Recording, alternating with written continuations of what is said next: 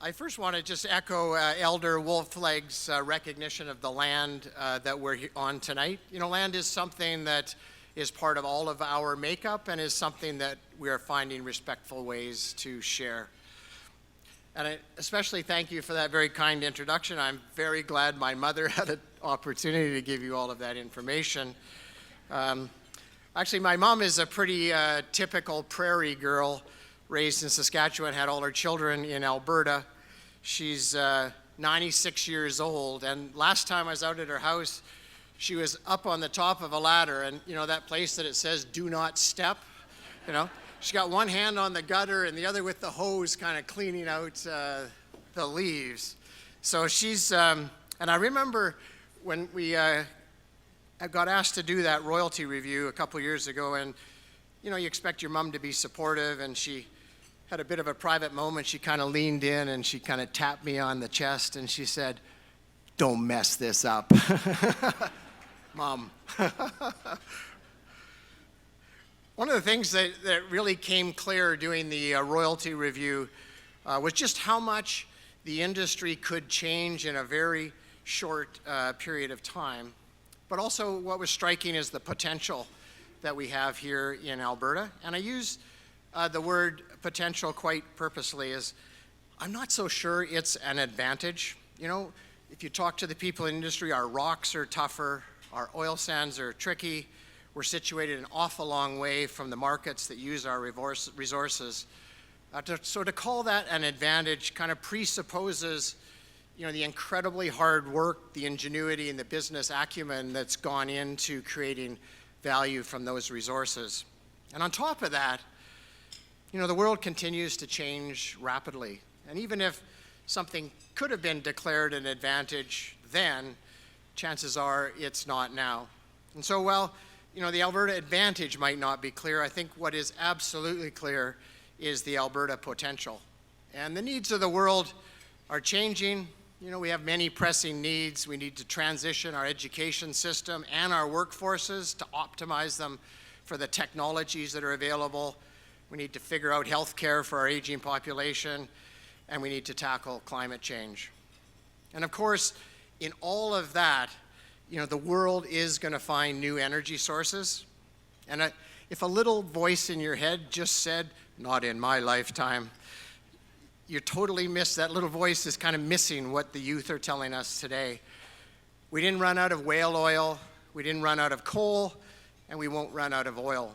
In every case, the world has found new ways to energize itself. And I think, curiously, that has incredible potential for us here in Alberta.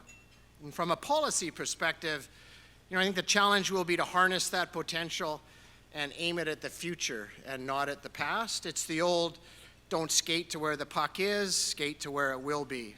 And so for me, two priorities float to the top. The first is to proudly monetize the natural resources we have. And the secondly is the opportunity to invest those royalties in developing the next energy sources. That could include increasing the efficiency of extracting and burning carbon, solar, wind, tidal, hydro, storage of electricity, and all the things we haven't thought of yet. Because what it takes to master renewable energy is money and smart people. Not Mother Nature, geography, just money and brains and commitment. And who in the world has repeating streams of money?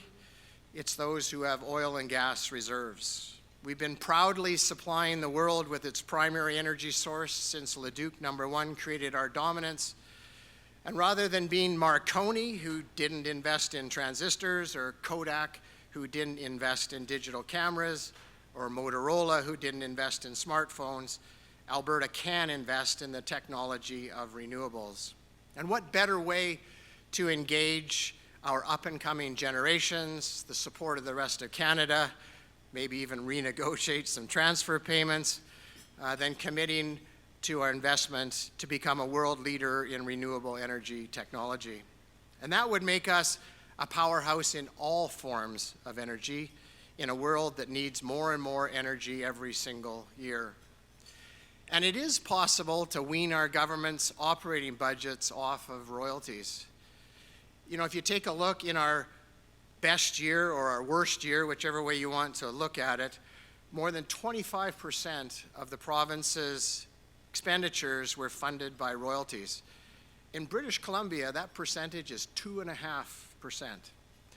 So Premier Kenney's government is moving to better manage our spending, which is the first step toward a reality in where those royalties can be invested in our future rather than spent on keeping the lights on.